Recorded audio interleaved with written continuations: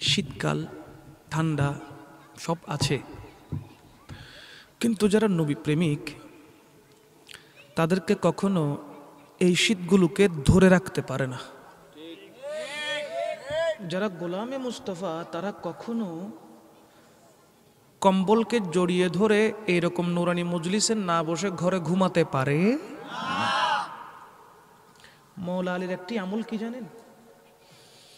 হুজুর পাক সাল্লাল্লাহু আলাইহি ওয়াসাল্লামের দরবারে ইসলামের চতুর্থ খলিফা হযরতে মওলা আলী মুশকিল কুশা তিনি বলতে লাগলেন, ইয়া রাসূলুল্লাহ, আমার দুটি কাজ করতে খুব বেশি ভালো লাগে।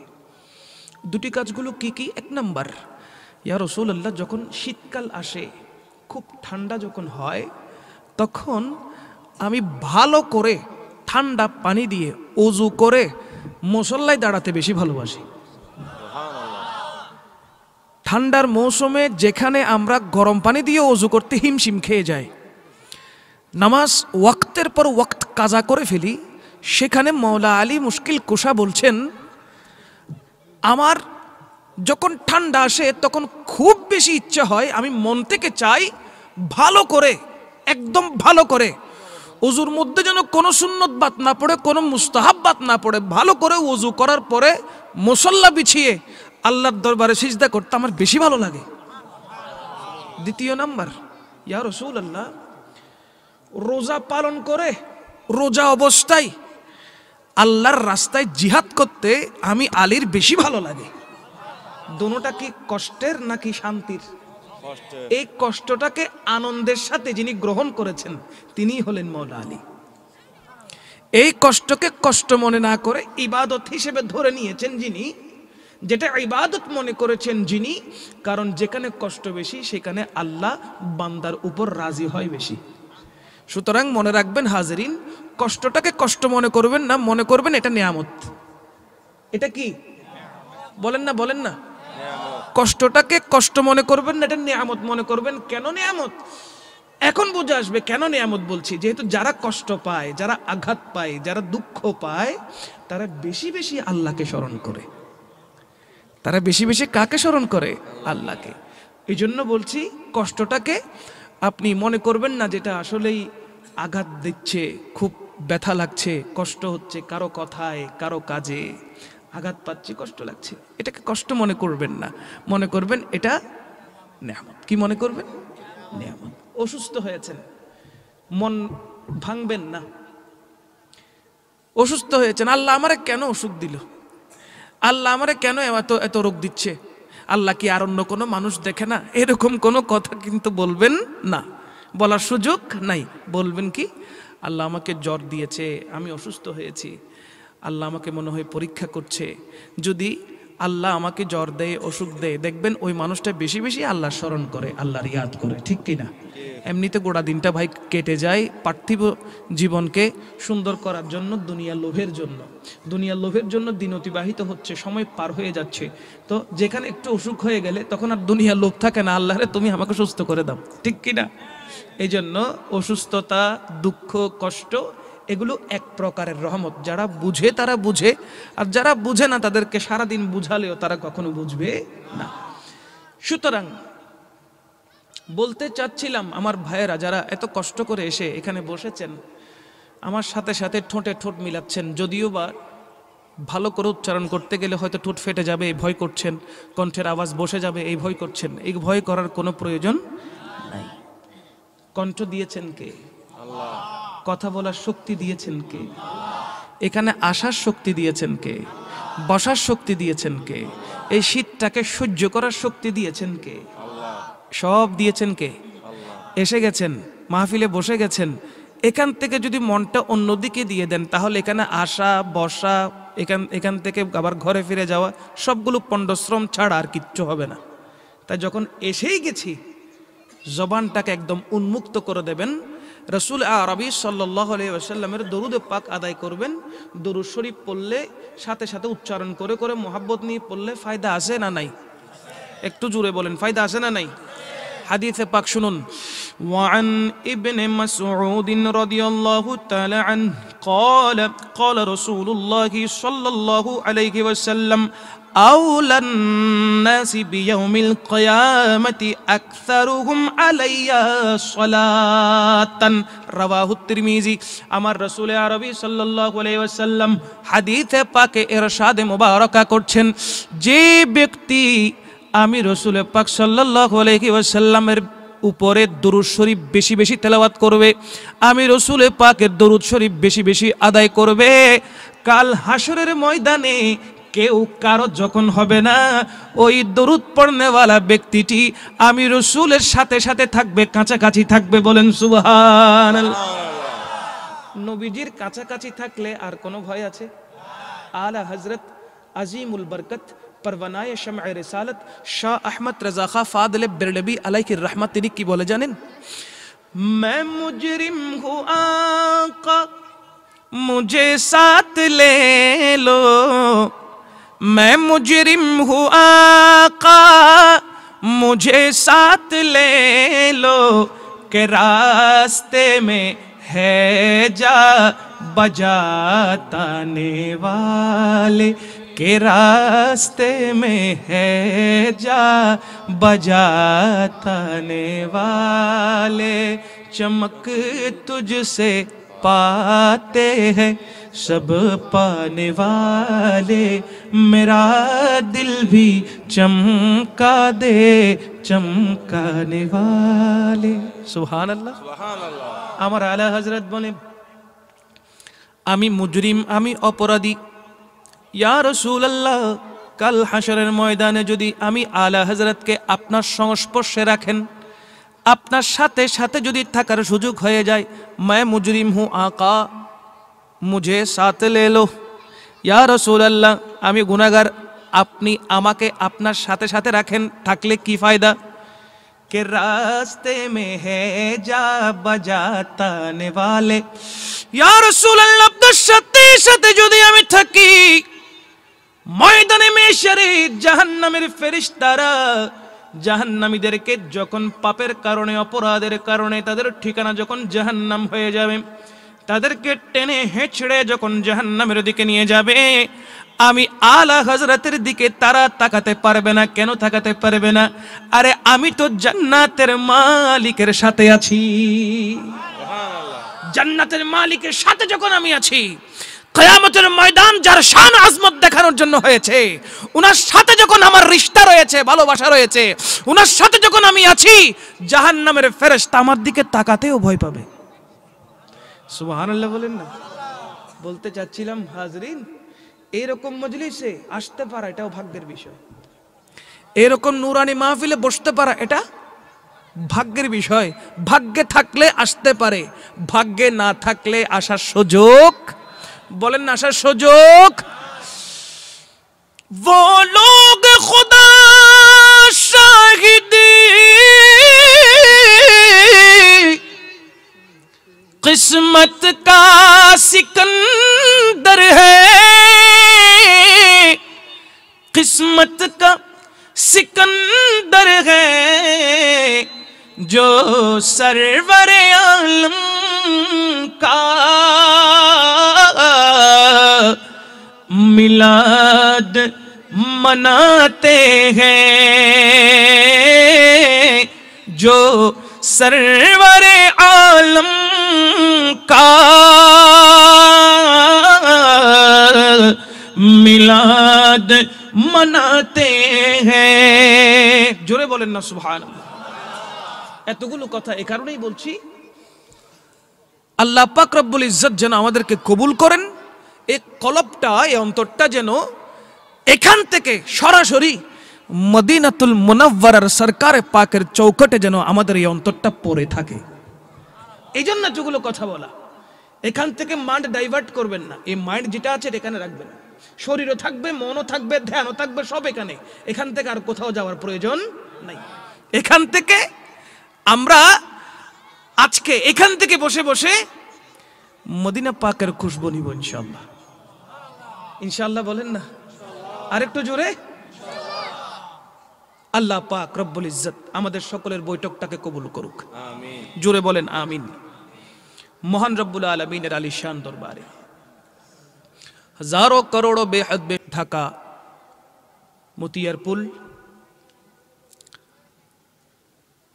আমার সামনে বসা সম্মানিত সামিঈন কিরাম, শ্রোতা মণ্ডলী, স্টেজে বসা উলামায়ে আহলে সুন্নাহ, তালেবে ইলম, হুফাজ কিরাম, পর্দার আড়াল থেকে শ্রবণরত মুস্তউরাত খাওয়াতিন মা বোনেরা, সকলকে জানাচ্ছি অন্তরের অন্তঃস্থল থেকে আন্তরিক শুভেচ্ছা মুবারকবাদ। সাথে সাথে আল্লাহ সুবহানাহু ওয়া তাআলার রহমত পাওয়ার লক্ষ্যে, সরকারে পাকের সুন্নতকে জিন্দার লক্ষ্যে সশ্রদ্ধ আবার সালাম পরিবেশন করছি। জবাবটুকু দিয়ে মেহফিলকে রৌনক এবং রৌশন করবেন।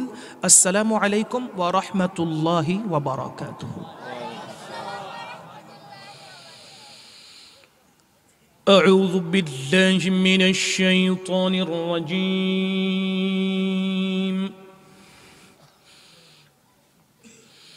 بسم الله الرحمن الرحيم.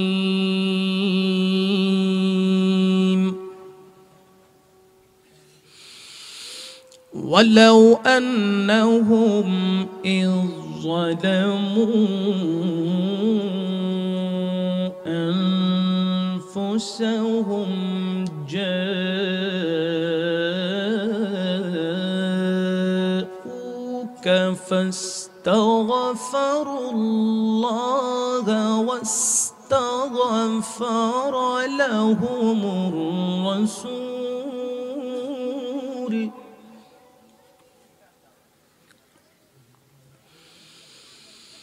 فاستغفر لهم الرسول لوجدوا الله توابا رحيما. وأيضا قال الله تعالى عز وجل في القرآن الكريم: وما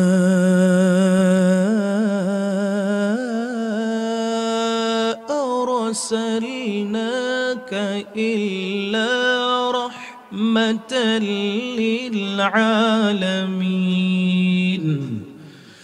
صدق الله المولانا العظيم وصدق رسوله النبي الحبيب الكريم، ونحن على ذلك لمن الشاهدين والشاكرين، والحمد لله رب العالمين. رب صل وسلم وبارك عليه.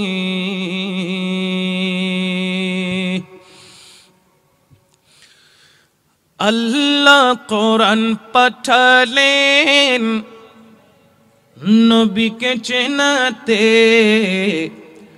দুনিয়া বানালেন নবীর শান বুঝাতে। আল্লাহ কোরআন পাঠালেন নবীকে চেনাতে, দুনিয়া বানালেন নবীর শান বুঝাতে। আল্লাহ কোরআন পাঠালেন দুনিয়া বানালেন নবীর শান বুঝাতে। বেহেশতের পাতায় পাতায় লেখা আছে নবীর নাম, বেহেশতের পাতায় পাতায় লেখা আছে নবীর নাম।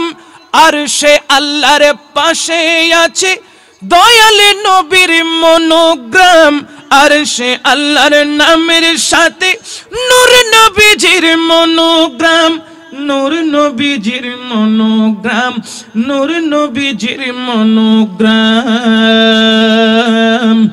আল্লাহ জান্নাত বানালেন নবীর প্রেমেতে, আল্লাহ জান্নাত বানালেন নবীর প্রেমেতে। হাসর করিবেন নবীর শান দেখাতে, হাসর করিবেন নবীর শান দেখাতে।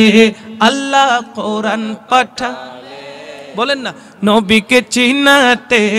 আল্লাহ কোরআন পাঠালেন নবীকে চিনাতে, দুনিয়া বানালেন নবীর। আরো জোরে দুনিয়া বানালেন নবীর। আল্লাহ তাআলা নবীর প্রেমে করিলেন সবই সৃজন, হাবিব বলে কোরআনেতে করেছেন সম্বোধন, হাবিব বলে কোরআনেতে করেছেন সম্বোধন। আল্লাহ তাআলা নবীর প্রেমে করিলেন সবই সৃজন, হাবিব বলে কোরআনেতে করেছেন সম্বোধন, হাবিব বলে কোরআনেতে করেছেন সম্বোধন, করেছেন সম্বোধন, করেছেন সম্বোধন। আল্লাহ দুরূদ পড়েন নবীর প্রেমেতে, আল্লাহ দরুদ পড়েন নবীর প্রেমেতে, আল্লাহ দরুদ পড়েন নবীর নামেতে। ইমানদারদের পড়তে বলেন কুরআনেতে, ইমানদারদের পড়তে বলেন কুরআনেতে। আল্লাহ কোরআন পাঠালেন নবীকে চিনাতে, আল্লাহ কোরআন মাশাআল্লাহ নবীকে চিনাতে, দুনিয়া বানালেন নবীর আরো জোরে, দুনিয়া বানালেন নবীর বুঝাতে। আল্লাহ কোরআন পাঠালেন নবীকে চেনাতে, দুনিয়া বানালেন নবীর শান বুঝাতে, দুনিয়া বানালেন নবীর শান বুঝাতে। চিৎকার দিয়ে বলি সুবহানাল্লাহ। আর একটু জোরে বলেন না। সম্মানিত হাজরিন, আল্লাহ সুবহানাহু ওয়া তাআলা আপনাদেরকে আমাদেরকে এত বড় সৌভাগ্যর অধিকারী করে দিয়েছেন। আল্লাহ সুবহানাহু ওয়া তাআলা এত বড় নেয়ামত আমাদেরকে দান করেছেন, এত বড় সৌভাগ্যের অধিকারী আমাদেরকে করেছেন। হযরত আদম আলাইহিস সালাতু ওয়াস সালাম থেকে ঈসা রূহুল্লাহ পর্যন্ত কত নবী রাসূলকে আল্লাহ এই ধরায় প্রেরণ করেছেন, ঠিক না? দেখেন, কোন নবী রাসূলের উম্মত করে নয়, বরঞ্চ আখিরি নবীর উম্মত করে আল্লাহ আমাদেরকে নির্বাচন করেছেন এবং এ ধরায় দয়াল নবীর উম্মত হিসেবে পাঠিয়ে দিয়েছেন। নবীজির শেষ নবীর উম্মত হওয়ার কারণে সমস্ত নবীর উম্মতদের থেকে আমার নবীর উম্মতের মর্যাদা বেশি। আমাদের কোনো কোয়ালিটি নাই, কিন্তু রাসূল আরবি সাল্লাল্লাহু আলাইহি ওয়াসাল্লামের উম্মত হওয়ার কারণে আল্লাহ পাক রব্বুল আলামিন অন্যান্য নবীদের উম্মতদের তুলনায় উম্মতে মুহাম্মাদীকে উচ্চ মর্যাদা দান করেছেন। আমার নবীকে যেভাবে সমস্ত আম্বিয়া কিরামের ঊর্ধ্বে রেখেছেন, সকল নবীর সেরা করেছেন, ইমামুল আম্বিয়া করেছেন, ঠিক আমার নবীর উম্মতদেরকে অন্যান্য নবীর উম্মতের তুলনায় নবীর উম্মতদেরকে সবার ঊর্ধ্বে মর্যাদা দিয়েছেন কে? জোরে বলেন না কে? আল্লাহ। সে আল্লাহ পাক রব্বুল আলামিন গোটা কোরআনুল কারীমের মধ্যে বিভিন্ন জায়গায় বিভিন্ন রকম করে আল্লাহ সুবহানাহু ওয়া তাআলা উম্মতে মুহাম্মাদীকে বাঁচানোর জন্য রাস্তাগুলোকে উন্মোচন করে দিয়েছেন, রাস্তা দেখিয়ে দিয়েছেন।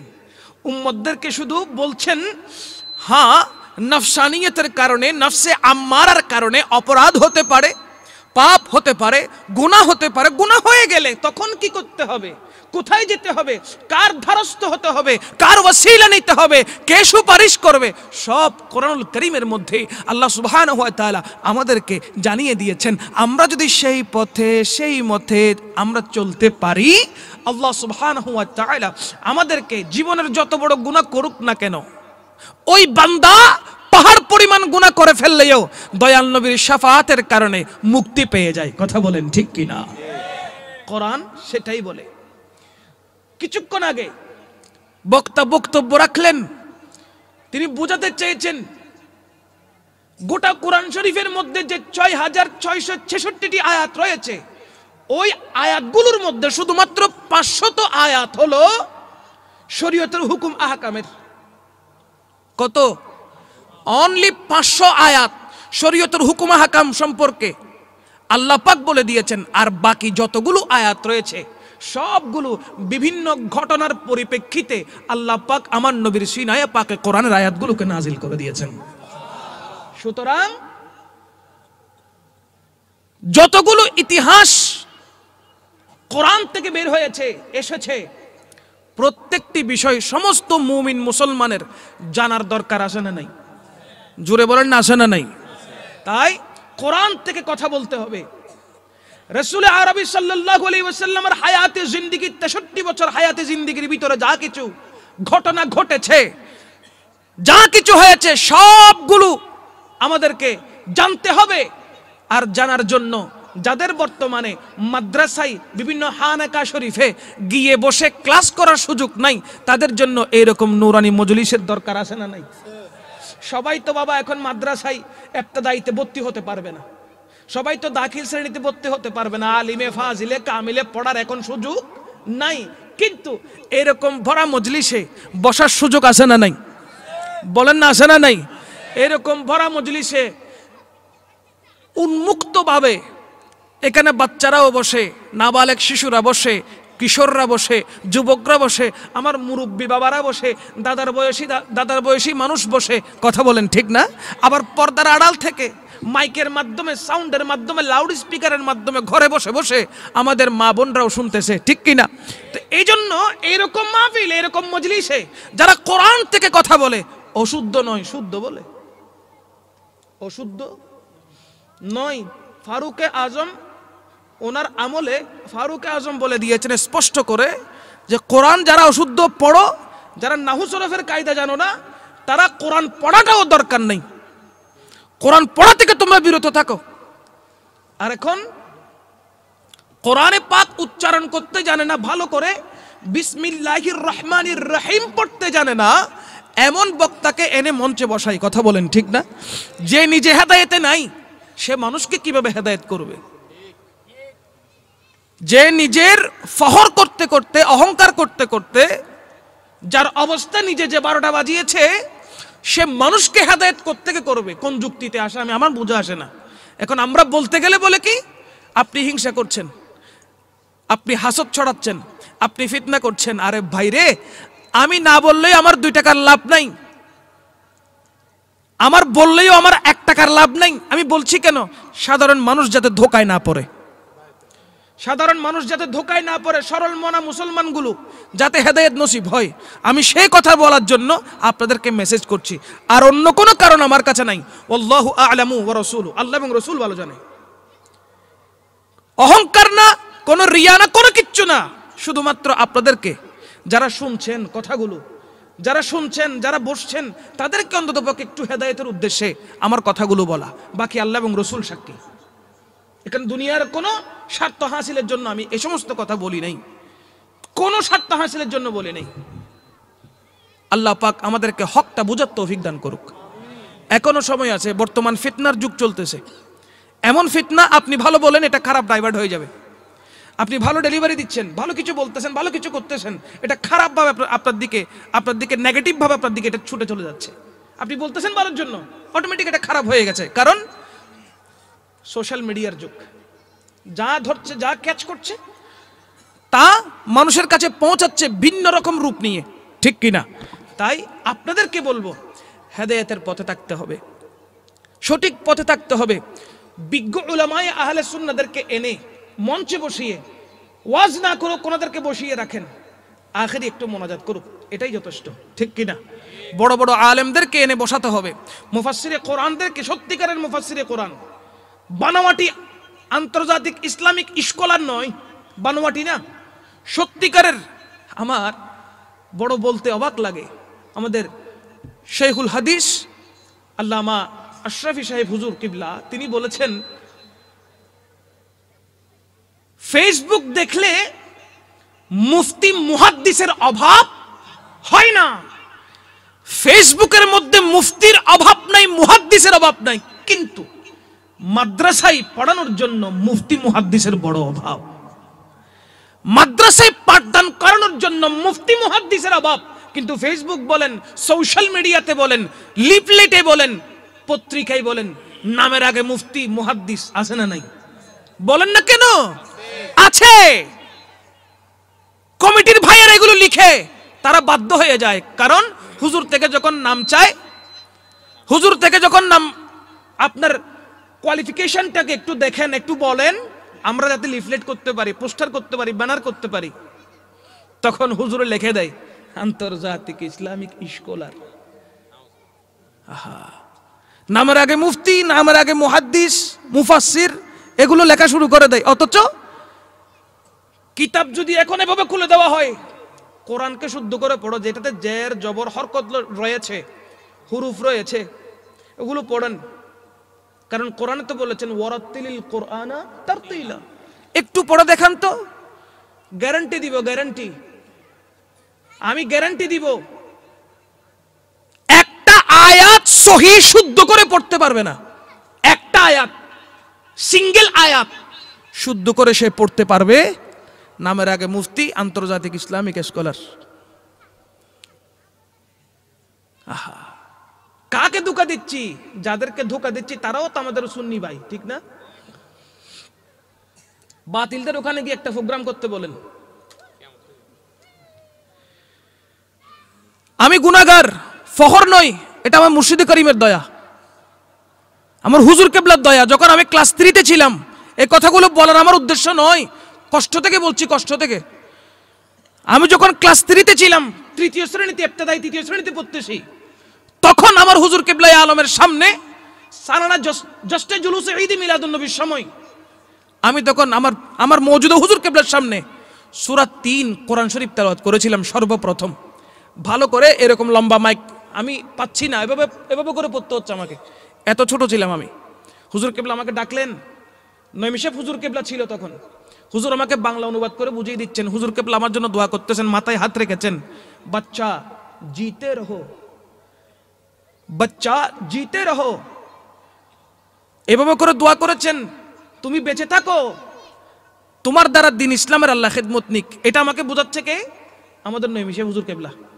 ওরা তুল্লাই দোয়া করছি হুজুর কেবলা, যা যা, এভাবে করে বলেছেন, তুল্লাই দোয়া করছি হুজুর কেবলা, যা, হুজুর কেবলার তুম দোয়া লইল, এইভাবে করে বলেছেন। হুজুর কেবলা আমাকে যে টাকাটা দিয়েছিলেন সেই তৃতীয় শ্রেণীতে, এখন আমার কাছে আলহামদুলিল্লাহ সেটা সংরক্ষিত আছে, এখনো আছে। আমার ঘর পুড়ে গিয়েছিল 2003 সালে। বিশ্বাস করবেন, কোনো কিছু থাকে না, ঘর পুড়ে গেলে কিছু থাকে, চোর চুরি করলে কিছুটা জিনিস থাকে, কিন্তু ঘর যখন পুড়ে যায় তখন কোনো কিছু থাকে না। খোদা কি কসম, আমার টাকাটা এখনো আছে। আমার ডয়ারের ভিতর ওই টাকাটা ছিল, যে টাকাটা হুজুর কেবলা নিজের পকেট মুবারক থেকে আমাকে দিয়েছেন, ওই টাকা মুবারকটা আমার কাছে এখনো আছে। ডয়ার পুড়ে গেছে, কিন্তু ওই টাকাতে আগুনের একটি ছাকও লাগে নাই। বলেন না সুবহানাল্লাহ। এটা আমার চোখে দেখা, আপনি টাকাটা দেখলে বুঝতে পারবেন, আগুনের কোনো ছোঁয়া সেখানে লাগে নাই, কিন্তু ডয়ার পুড়ে গেছে। যারা জামিয়াতে থেকে দেখতে গেছে তারা জানে, হামজারবাগ এলাকায় আমার পুরা ঘরটা পুড়ে গেছিল আগুনের কারণে। যাই হোক, ওদিকে যাচ্ছি না, শুধু এটুকু বলতে চাই, সুন্নিয়তের খেদমত শুধুমাত্র ওয়াজ ও নসিহত না।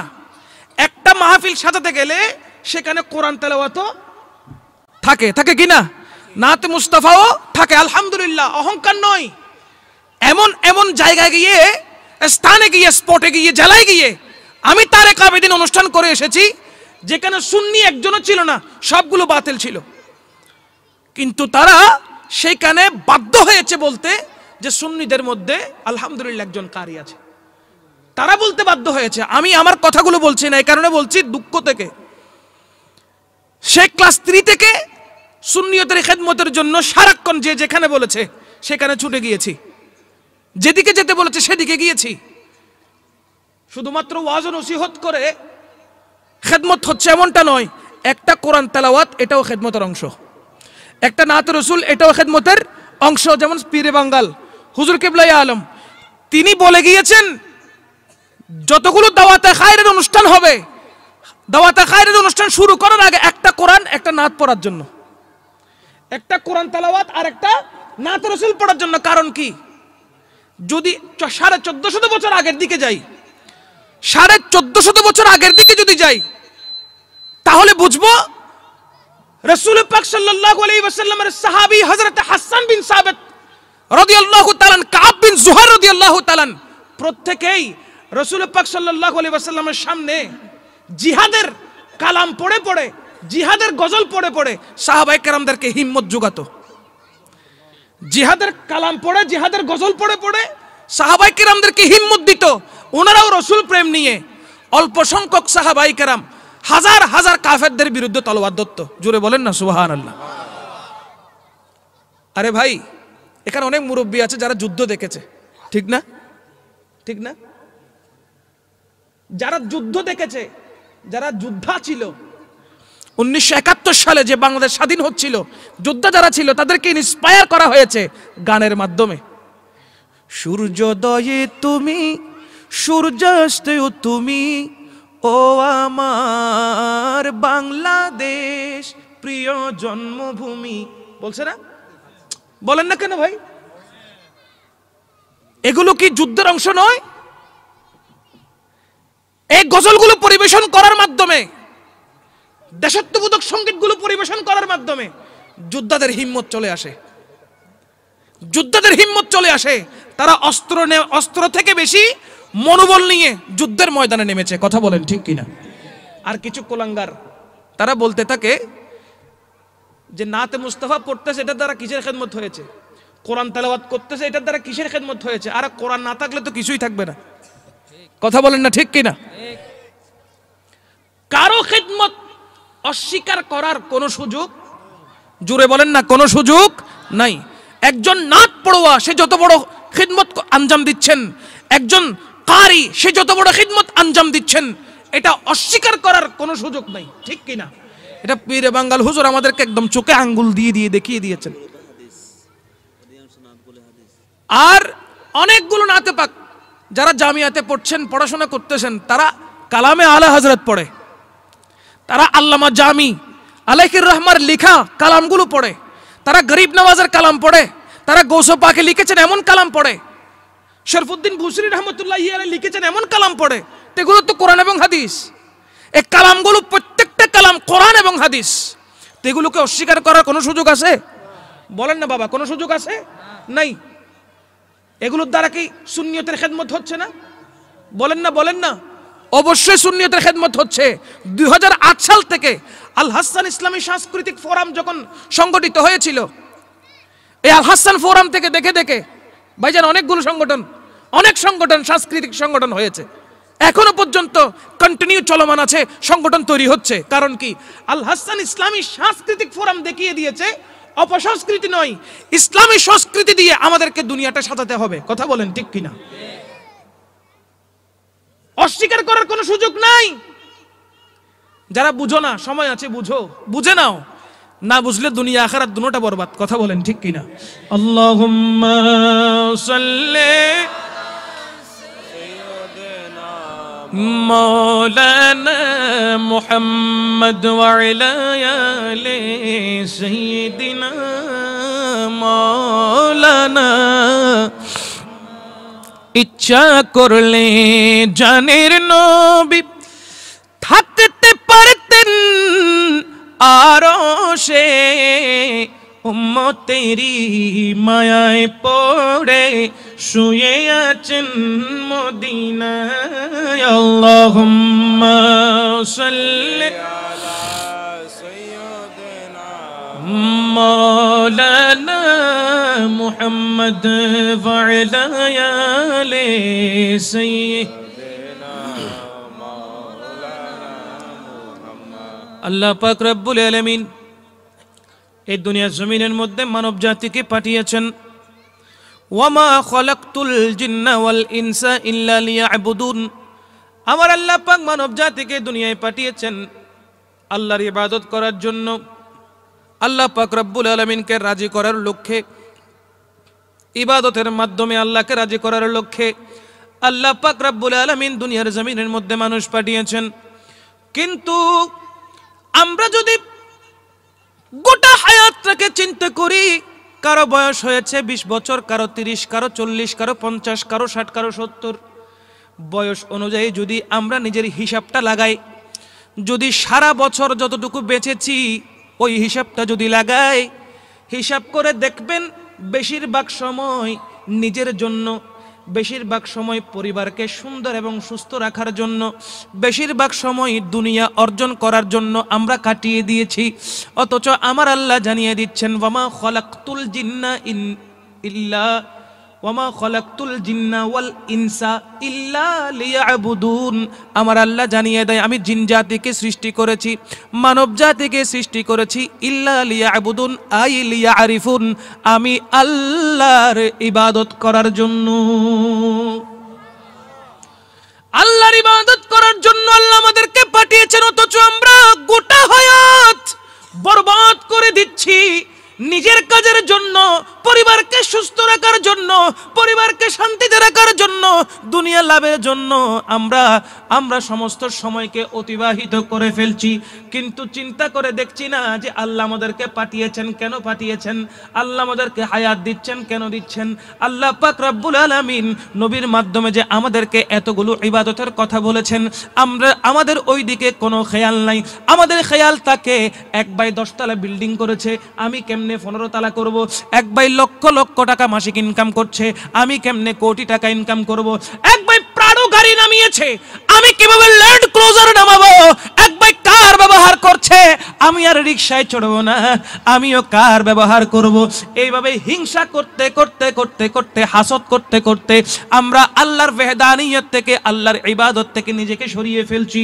ও মুসলমান, দুনিয়া থেকে যাওয়ার সময় আপনার গাড়ি বাড়ি নারী কোনো কিছু যাবে না, যাবে না, যাবে না। দুনিয়া থেকে খালি হাতে আপনাকে যেতে হবে। যেইভাবে আপনি খালি হাতে এসেছেন, আপনাকে ওইভাবে খালি হাতে আবার চলে যেতে হবে। কথা বলেন ঠিক কিনা?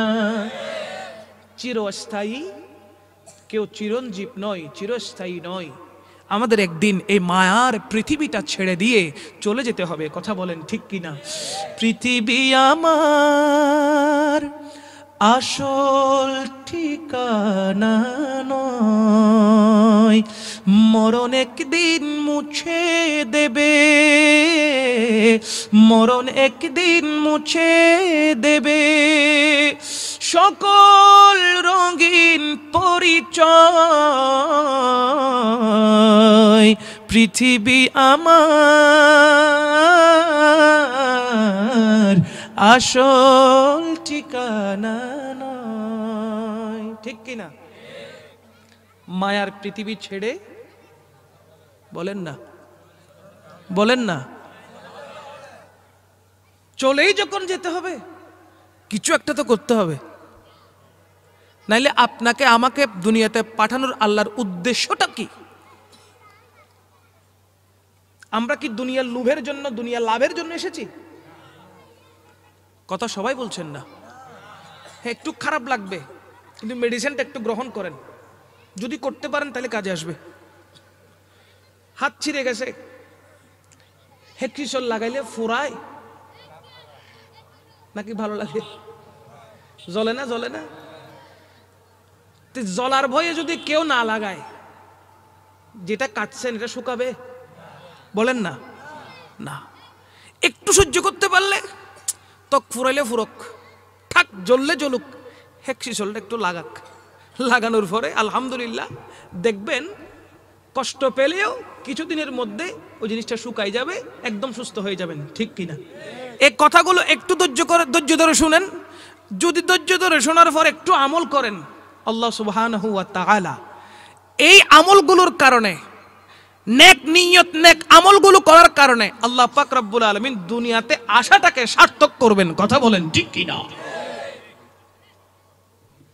ও মুসলমান,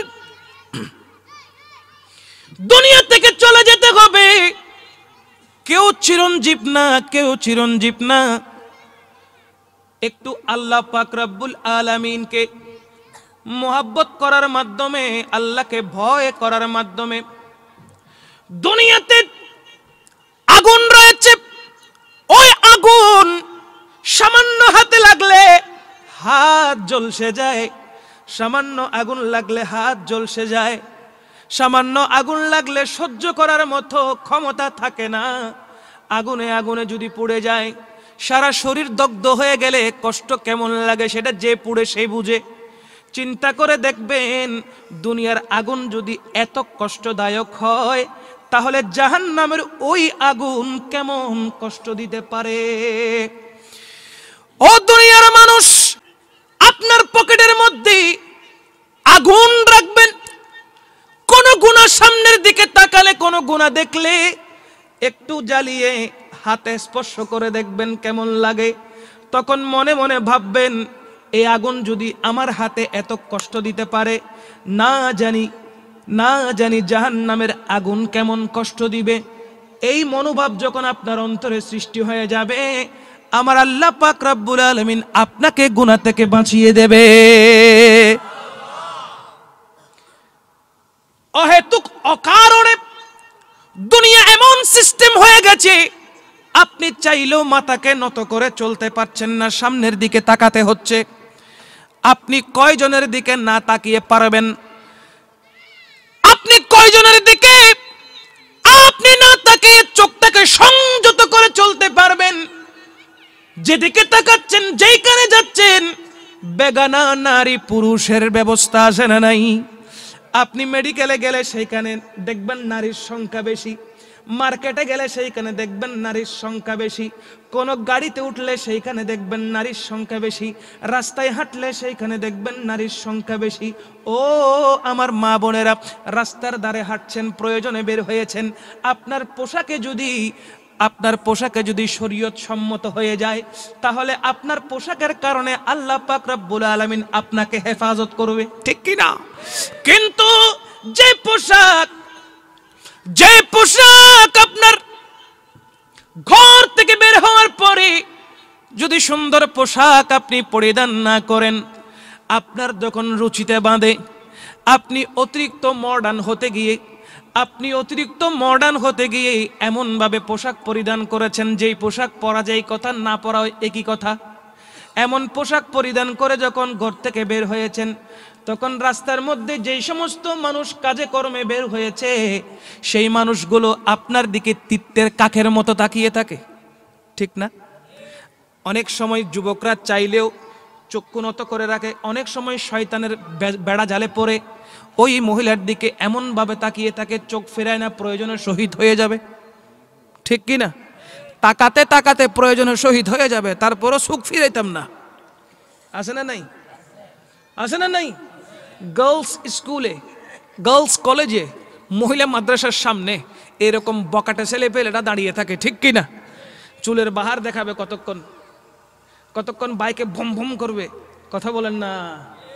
সাবধান বাবারা, সাবধান। এখন এই যুবক ভাইয়েরা, আপনারা যদি একটা বার আল্লাহকে ডাক দেন, আল্লাহ পাক রব্বুল আলামিন আপনার ওই ডাকে 10 বার সাড়া দিবে। আমাদের থাকতে হবে শুধু আল্লাহকে রাজি করার জন্য জীবিত। আমরা জীবিত থাকবো শুধু আল্লাহকে রাজি করার জন্য। এখন তো আমরা আল্লাহকে নারাজ করছি, শয়তানকে রাজি করছি, ঠিক না বাবা? আমরা এখন আল্লাহকে নারাজ করে ফেলছি আর শয়তানকে রাজি করে দিচ্ছি। কেন? শয়তানি কার্যক্রমগুলো আমাদের ভিতরে ঢুকে গেছে, শয়তানি কার্যক্রমগুলো আমাদের ভিতরে চলে এসেছে। আমরা ওইগুলো না করলে পেটের ভাত চাল হয়ে যায়, হজম হয় না, ঠিক কিনা? তো ওইগুলো থেকে আমাদেরকে দূরে থাকতে হবে, এমন কাজ করতে হবে যে কাজ করলে আল্লাহ পাক রব্বুল আলামিন রহমতুল্লিল আলামিন আমাদের উপর রাজি থাকবে, কথা বলেন ঠিক কিনা? বিশেষ করে আমার যুবক ভাইদেরকে আমি বিশেষ করে একদম হাত জোর করে আহ্বান করছি, ওই কাজ করব যে কাজ করলে মুস্তাফা খুশি হয়ে যাবেন, ওই কাজ করব যে কাজ করলে আল্লাহ পাক রব্বুল আলামিন অজস্র রহমত আমাদের জন্য দুনিয়াতে পাঠাবেন। আমাদেরকে সেই কাজ করতে হবে, কথা বলেন ঠিক কিনা? ও যুবক ভাইয়েরা, বাদ দেন সব কিছু। কে কখন দুনিয়া থেকে চলে যায় তার কোনো ঠিক ঠিকানা নাই। আমি তারেক আবেদের এখান থেকে ঘরে ফিরবো তার কোনো গ্যারান্টি? আপনারা এখান থেকে বসে সুস্থ শরীর নিয়ে আল্লাহ না ফিরালে ঘরে ফেরার কোনো সুযোগ নাই। মুহূর্তের ভিতরে মত চলে আসতে পারে। অনেক ঘটনা এরকম হয়েছে, এই মানুষটা এখন বেঁচে ছিল, এখন সুস্থ ছিল, একদম সুস্থ, একদম পুরা ফিট মানুষটা। কিছুক্ষণ কথা বললাম, ভাই আমি ঘরে আসতে না আসতে বুঝলাম যে সে মানুষ স্ট্রোক করে মারা গেছে। এরকম হয়েছে কিনা বলেন না, হয়েছে কিনা? মৃত্যুর ডাক যে কোনো সময় চলে আসতে পারে, মালাকুল মউত যে কোনো সময় হাজির হয়ে যেতে পারে। সুতরাং আমরা প্রস্তুত থাকব। ইমানদার সব সময় কি থাকে বলেন না? ইমানদার সবসময় কি থাকে? প্রস্তুত থাকে। মৃত্যুর জন্য প্রস্তুত থাকতে হবে ইমানদারের। আমার রাসূল আরবি সাল্লাল্লাহু আলাইহি ওয়াসাল্লামের দরবারে একজন সাহাবী আসলেন। আল্লাহর হাবিব সাল্লাল্লাহু আলাইহি ওয়াসাল্লামকে জিজ্ঞেস করছেন, ইয়া রাসূলুল্লাহ, কিয়ামত কখন সংগঠিত হবে? আমার রাসূল পাক সাল্লাল্লাহু আলাইহি ওয়াসাল্লাম বলতে লাগলেন, তুমি কিয়ামতের কথা জিজ্ঞেস করছো? কিয়ামতের জন্য তুমি কি প্রস্তুতি নিয়েছো? তোমার এমন কি আমল আছে যে তুমি কাল হাসরের ময়দানে ওই আমল নিয়ে উঠতে পারবে? কি প্রস্তুতি, কেমন প্রস্তুতি নিয়েছো? তখন ওই সাহাবী বলে, ইয়া রাসূলুল্লাহ, আমার কাছে এমন কোন নেক আমল নাই যেটা নিয়ে আমি হাসরের ময়দানে উঠতে পারবো, তবে হ্যাঁ, আমি আপনি রাসূলকে বেশি মহব্বত করি, আমি আপনি রাসূলকে বেশি ভালোবাসি ইয়া রাসূলুল্লাহ। আল্লাহ সুবহানাহু ওয়া তাআলা এবং আপনি রাসূলকে প্রাণাধিক বেশি মহব্বত করি। তখন আমার নবী জানাচ্ছেন, ওগো সাহাবায়ে কেরাম, দেখো দেখো, এই মানুষটাকে দেখো, এই মানুষটাকে দেখো, এই মানুষটাকে দেখো, সে জান্নাতি। বলেন না সুবহানাল্লাহ। কেমন জান্নাতি? শুনো, তুমি যে আল্লাহর রাসূলকে মহব্বত করো, কাল ময়দানে মাহশারে, কাল হাসরের ময়দানে ওই আল্লাহর রাসূলই তোমার সাথে থাকবে।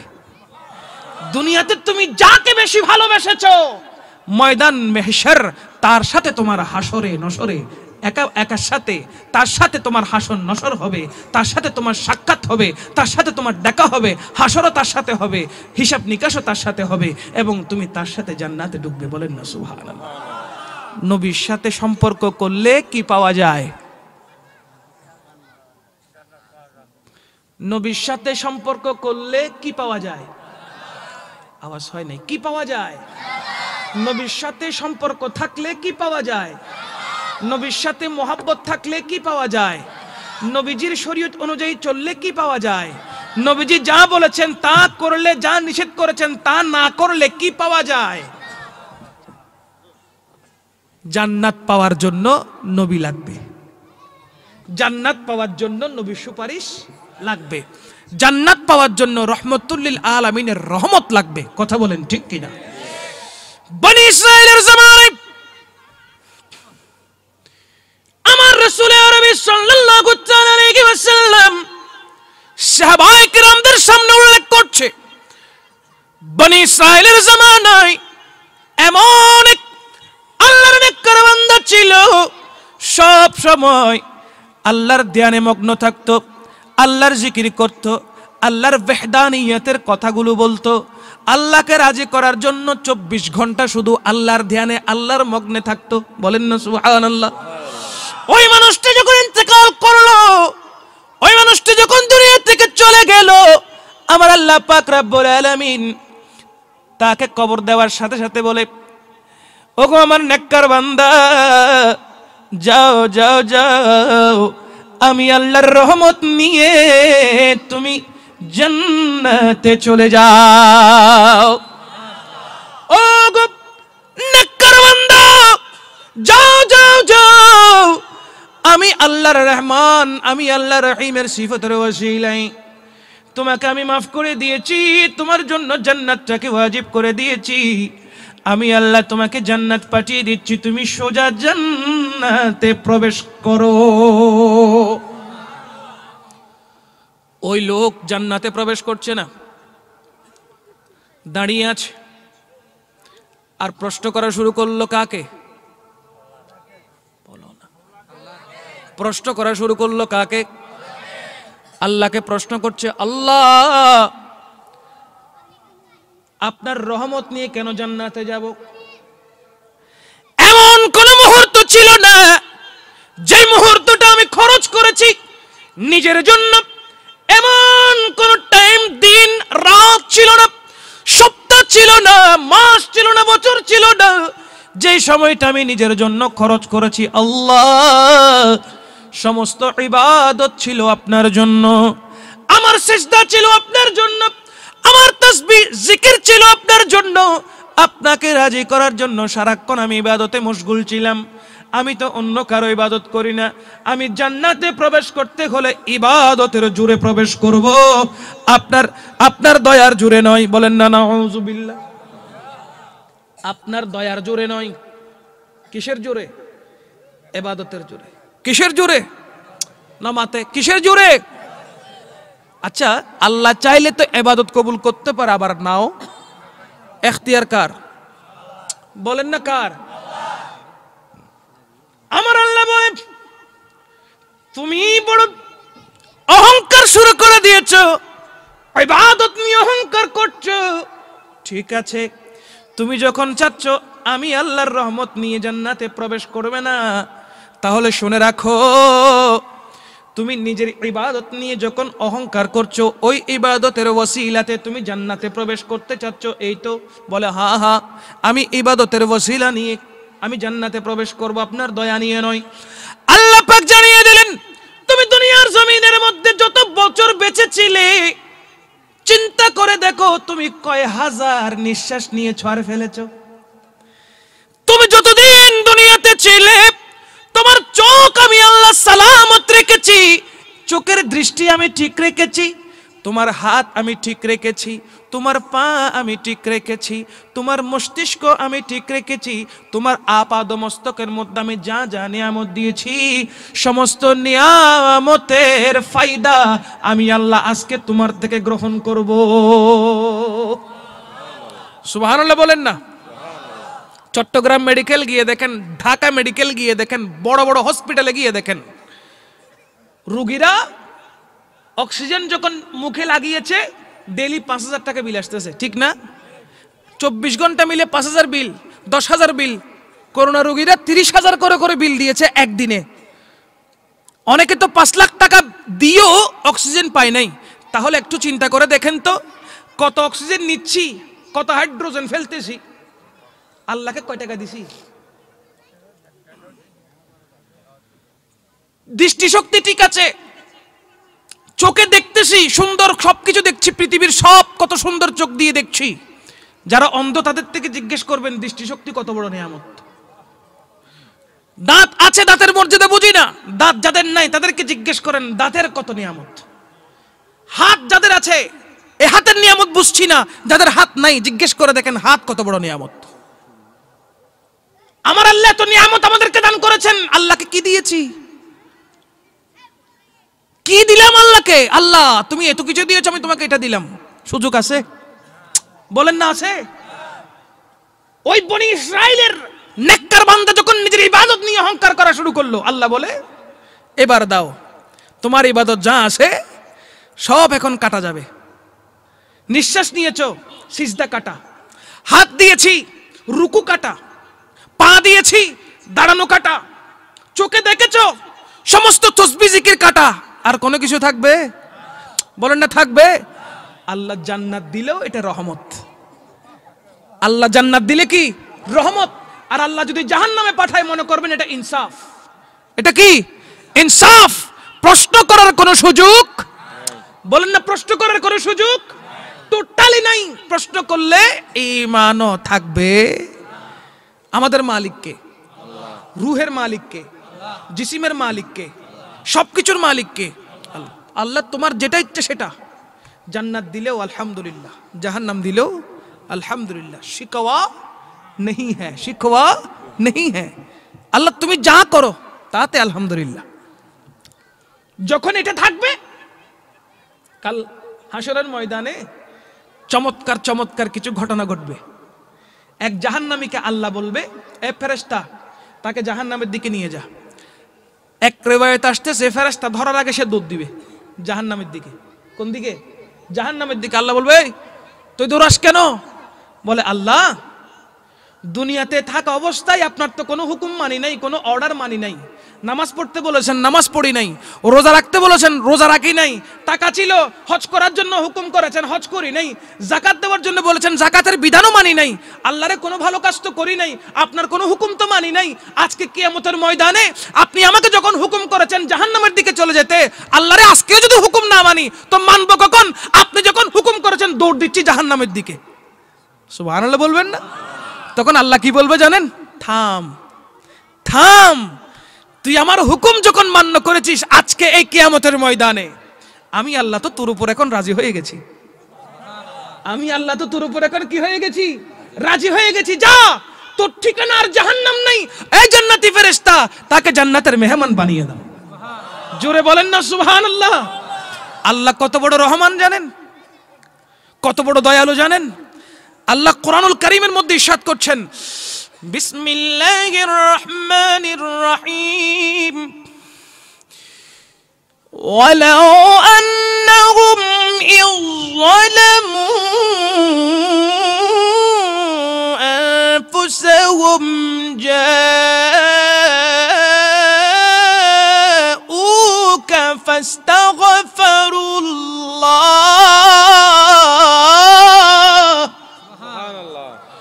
فاستغفروا الله واستغفر لهم الرسول لوجدوا الله توابا رحيما।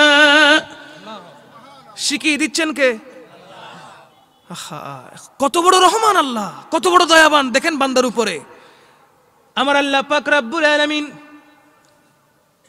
গুনাহগার বান্দাদেরকে জান্নাত দেওয়ার জন্য আল্লাহর পক্ষ থেকে আল্লাহ পাক নিজেই ঘোষণা দিয়ে দিচ্ছেন, ওয়ালাউ আন্নাহুম, তোমাদের মধ্যে, ইজ্জালামু আনফুসাহুম, তোমরা যদি আত্মার উপরে জুলুম করো, পাপ করো, তোমাদের যদি অপরাধ হয়ে যায়, অপরাধ জগতের সাথে যদি তোমরা মিক্স হয়ে যাও, মিশে যাও, জাউকা, আমার নবীর দরবারে তোমরা ছুটে যাও। কে বলতেছেন? আমার আল্লাহ বলে, অন্তরাত্মার উপরে জুলুম হয়ে যায়, তুমি মুস্তাফার কদমের দিকে চলে যাও, মুস্তাফার রওজা পাকের দিকে ছুটে যাও, আল্লাহর প্যারে রাসূলের দরবারে চলে যাও। জাউকা, সেইখানে গিয়ে ফাস্তাগফিরুল্লাহ, আমি আল্লাহর কাছে তুমি তওবা করো, আমি আল্লাহর কাছে তুমি তওবা করো, আমি আল্লাহর দরবারে তুমি ফরিয়াদ করো। ওয়াস্তাগফির লাহুমুর রাসূল, আমার নবী, আমার সরকার, আমার নবী, আমার রাসূল যদি তোমার পক্ষ হয়ে সুপারিশ করে, আল্লাহর রাসূল যদি তোমার পক্ষ হয়ে কি করে? সুপারিশ করে, লাওয়াজাদুল্লাহ তাওয়াবার রহিমা, তখন আমি আল্লাহকে তুমি ক্ষমাকারী হিসাবে পেয়ে যাবে। নারে তাকবীর, আল্লাহু আকবার, নারে রিসালাত, ইয়া রাসূলুল্লাহ, নারে গাউসিয়া, ঈদে মিলাদুন নবী জিন্দাবাদ। আরে দূর কর দে जो दीन और ईमानों से, ऐसी शान ऐसी अज़ीमत नहीं चाहिए, मिल गई है नबी की गुलामी हमें, अब जमाने की दौलत नहीं चाहिए। सलातुनिया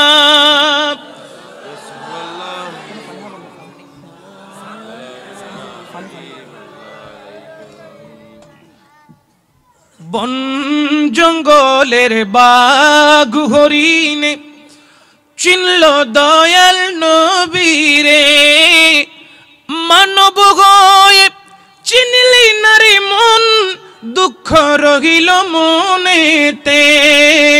আল্লাহুম্মা লা সাইয়্যিদিনা মুহাম্মাদ নবিয়িনা শাফিয়িনা মাওলানা মুহাম্মদ। চিন্তা করে দেখেন, আল্লাহ পাক রব্বুল আলামিন সমস্ত কায়নাতকে জানিয়ে দিচ্ছেন, সমস্ত সৃষ্টিকে জানিয়ে দিচ্ছেন, তোমরা যদি নিজের আত্মার উপরে জুলুম করো তাহলে শুনে রাখো, আমার নবীর দরবারের দিকে ছুটে যাও, আমি আল্লাহ পাক রব্বুল আলামিন আমার মুস্তাফার খাতিরে তোমাকে মাফ করে দেব। আমরা জানি সর্বপ্রথম নবীর নাম কি? নমাতে সর্বপ্রথম নবীর নাম কি? বাবা আদম আলাইহিস সালাম। কেন এসেছেন? গুন্দুম ফল খাওয়ার পরে আমার আল্লাহ দুনিয়াতে ওই উসিলা দিয়ে পাঠিয়ে দিয়েছেন, কারণ আল্লাহ কোরআনুল কারীমে বলছেন, ইন্নী জাইলুন ফিল আরদে খলিফা। আল্লাহ খলিফা হিসেবে নিযুক্ত করেছেন আদম আলাইহিস সালামকে, তো উসিলা তো লাগবে, তো একটা উসিলা দিয়ে আল্লাহ পাঠিয়ে দিয়েছেন। গুন্দুম ফল এটা একটা উসিলা, এটা কি? ওয়াসিলা। আমার আল্লাহ পাক রব্বুল আলামিন বাবা আদম আলাইহিস সালামকে পাঠিয়ে দিলেন এই দুনিয়ার জমিনের মধ্যে। হযরতে আদম আলাইহিস সালাম আল্লাহর দরবারে জমিনে আসার পর থেকে শুরু করে আসমানের দিকে মাথা উত্তোলন করেন নাই, আসমানের দিকে চোখটাকে উপর করে তাকান নাই। কারণ কি? তিনি বলতে লাগলেন আমি অপরাধী, আমি অপরাধী, আমি অপরাধী, আমি অপরাধ করেছি। কোন অপরাধ? আল্লাহ বলেছেন গুন্দুম গাছের ফলের দিকে না যাইতে, কিন্তু আমি গুন্দুম ফল গিয়েছি, খেয়েও ফেলেছি। আল্লাহ পাক সে কারণে জান্নাত থেকে আমাকে দুনিয়ায় পাঠিয়ে দিয়েছে। ওই লজ্জায়, ওই অনুশোচনায় আদম আলাইহিস সালাম উপরের দিকে মাথা উত্তোলন করেন নাই 300 থেকে 350 বছর। জমিনের দিকে তাকিয়ে শুধু চোখের পানি ছেড়ে দিয়ে আল্লাহর দরবারে ফরিয়াদ করেছেন, মালিক রে আমার অনুশোচনা হচ্ছে, আমি লজ্জিত, আমাকে মাফ করে দাও, আমাকে মাফ করে দাও। এভাবে 1 বছর 2 বছর নয়, 10-15 বছর নয়, কয় বছর? 300 থেকে 350 বছর পর্যন্ত তিনি শুধু চোখের পানি ছেড়ে দিয়ে আল্লাহর দরবারে ফরিয়াদ করেছেন। আল্লাহ পাক রব্বুল আলামিন আদম আলাইহিস সালামের দিকে এই 300 থেকে 350 বছর পর্যন্ত আল্লাহর কুদরতি নজর আল্লাহ ঢালেন নাই। হঠাৎ আদম আলাইহিস সালামের মনে পড়ে গেল, আদম আলাইহিস সালাম যখন আল্লাহর কাছে জান্নাতের মধ্যে ছিলেন, ওই জান্নাতের প্রত্যেকটি দরওয়াজার মধ্যে লা ইলাহা ইল্লাল্লাহু মুহাম্মাদুর রাসূলুল্লাহ সাল্লাল্লাহু আলাইহি ওয়াসাল্লাম ওই পবিত্র কালেমা খানা দেখতে পেলেন। জান্নাতের মধ্যে আল্লাহ পাক রব্বুল আলামিন জান্নাতের মধ্যে যত দরওয়াজা রয়েছে সমস্ত দরওয়াজার চৌকাঠের মধ্যে এই পবিত্র কালেমা শরীফ লিপিবদ্ধ রয়েছে। আল্লাহ পাকের নামের সাথে যার নাম রয়েছে তিনি সাধারণ কোনো কিছু হতে পারে না, সাধারণ কেউ হতে পারে না। সুতরাং আদম আলাইহিস সালাতু ওয়াস সালামের আর বুঝতে দেরি হলো না, আল্লাহ তোমার নামের পাশে যে মুহাম্মদ আরবি সাল্লাল্লাহু আলাইহি ওয়াসাল্লামের নামখানা রয়েছে, ওই নামের উসিলায় আমার তওবাকে তুমি কবুল করে না। রব্বানা যালামনা আনফুসানা ওয়া ইল্লাম তাগফির লানা ওয়া তারহামনা লানাকুনান্না মিনাল খাসিরিন। তারপরে যোগ করলেন আসআলুকা বিহাক্কি মুহাম্মাদিন সাল্লাল্লাহু আলাইহি ওয়াসাল্লাম আন তাগফিরালি। চিৎকার দিয়ে বলেন সুবহানাল্লাহ। দেখেন আদম আলাইহিস সালাম যখন ফরিয়াদ করলেন, আল্লাহ রে আমি আমার আত্মার উপরে জুলুম করেছি, আমি আমার অন্তরাত্মার উপরে জুলুম করেছি, আপনার হাবিব আপনার বন্ধু মুহাম্মদ আরবি সাল্লাল্লাহু আলাইহি ওয়াসাল্লামের ওসিলায় আমার গুনাহকে আপনি মাফ করে দিন। আদম আলাইহিস সালামও মাফ পেয়েছে, গুনাহ ক্ষমা পেয়েছে, আদম আলাইহিস সালামের অনুশোচনা কবুল হয়েছে আমার নবীর নামের ওসিলায়। আর কেন জুরুন হইবে না বা? আরে যার নাম রেখেছ নিজে মুহাম্মদ রাসূল, যার নাম রেখেছ নিজে মুহাম্মদ রাসূল, সে নামের উসিলায় দোয়া করো হে কবুল, আল্লাহ করো হে কবুল, আল্লাহ করো হে কবুল। যার নাম রেখেছ নিজে মুহাম্মদ রাসূল, যার নাম রেখেছ নিজে মুহাম্মদ রাসূল। অনুরাত বালা বাংলার ফানলার শেষ করে দিম না আত্মমনত অনুরাত কেন গম নলার। হ্যাঁ আন নবীর ডল্লি আন নবীর মতো সুন্দর কথা আর আসনা বাজি এই দুনিয়ার নিজি আন নবীর মতো সুন্দর কথা, আন নবীর সুন্দর আলোচনা আছে না? আর কোনো আলোচনা আছে না? আন নবীর উদ্দি আলোচনা এল্লা হনার আলোচনা আছে না? আজির আলোচনা করি যে খন্নান উম্মত কেন করি রে আল্লাহ দরাতুন বাঁচিব। উম্মত নবীর উম্মত কেনে কি হাম গল্লি খন হাম্মান দল্লি খন ইসমে পাকর জিকির গল্লি আল্লাহর পাকড়াওতুন বাঁচিয়ে রে আল্লাহর রহমতর অনুসারী হইব। হতাইন হজ্জি আজি খারাপ লানি কোনো বাজ মাতন না লানি। যার নাম রেখেছ নিজে মুহাম্মদ রাসূল, যার নাম রেখেছ নিজে মুহাম্মদ রাসূল, আর জুরম ফরিব যার নাম রেখেছ নিজে সে নামের উসিলায় দুয়া, সে নামের উসিলায় দুয়া করো হে কবুল, আল্লাহ করো হে কবুল, আল্লাহ কবুল, আল্লাহ করো হে কবুল, আল্লাহ করো হে কবুল। তোমার কাছে এই প্রার্থনা আমায় যেন নাও মদিনা। সুবহানাল্লাহ। তোমার কাছে এই প্রার্থনা আমায় যেন নাও মদিনা, আমায় যেন নাও মদিনা। তোমার কাছে এই প্রার্থনা, তোমার কাছে এই প্রার্থনা আমায় যেন নাও মদিনা, আমায় যেন নাও মদিনা। নবীর প্রেমে এই মনে যেন সদাই রইবে কুল, নবীর প্রেমে এই মনে যেন সদা রইবে কুল। আল্লাহ করো হে, বলেন না, আল্লাহ করো হে কবুল। যার নাম রেখেছ নিজে মুহাম্মদ রাসূল, যার নাম রেখেছ নিজে মুহাম্মদ রাসূল, সে নামের উসিলায় দুয়া করো হে কবুল। আল্লাহ বলেন না, হ্যাঁ হ্যাঁ হ্যাঁ, আল্লাহ যা লিখেছ পাক কোরআনে মানে যেন আমার মনে, আহা, যা লিখেছ পাক কোরআনে মানে যেন আমার মনে, মানে যেন আমার মনে। যা লিখেছ পাক কোরআনে মানে যেন আমার মনে, মানে যেন আমার মনে। যা লিখেছ পাক কোরআনে, যা লিখেছ পাক কোরআনে মানে যেন আমার মনে, মানে যেন আমার মনে। দয়াল নবীর গুণগানে হয় যেন মশগুল, দয়াল নবীর গুণগানে হয় যেন মশগুল। আল্লাহ করো হে কবুল, আল্লাহ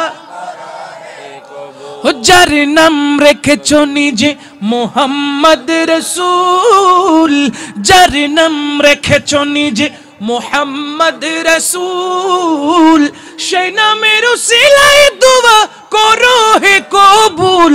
আল্লাহ আরো জোরে, আল্লাহ হে কবুল, আল্লাহ হে কবুল। সালাতুনিয়া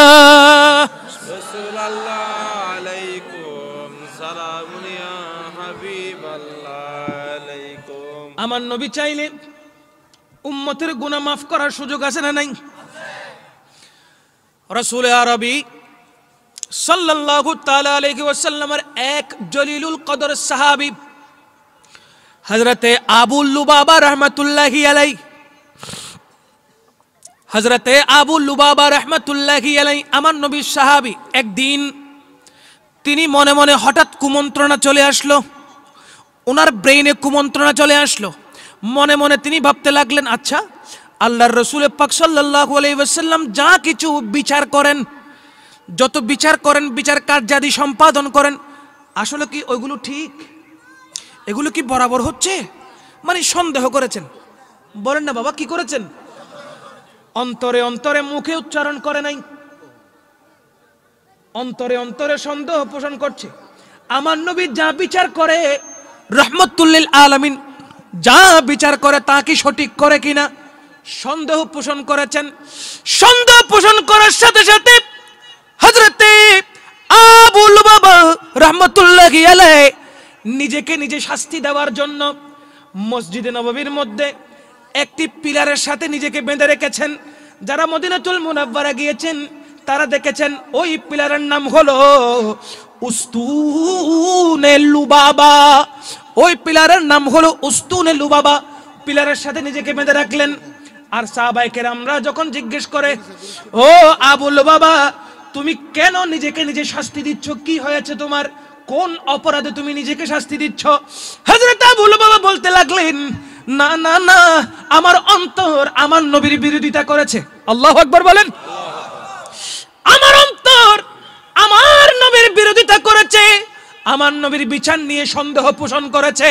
এই অন্তরটা কেন সন্দেহ পোষণ করলো, এই অন্তর নবীর বিরুদ্ধে কেমনে গেল, তাই নিজেকে নিজে শাস্তি দেওয়ার জন্য উস্তুনে লুবাবার সাথে পাথরের আঘাত সহ্য করতে করতে গোটা শরীর মুবারক থেকে এমন ভাবে রক্ত মুবারক গুলো ঝরেছে, পায়ের জুতো মুবারকের সাথে পাটা রক্তের কারণে জমাট বেঁধে আটকে গেছে, আটার মতো হয়ে গেছে।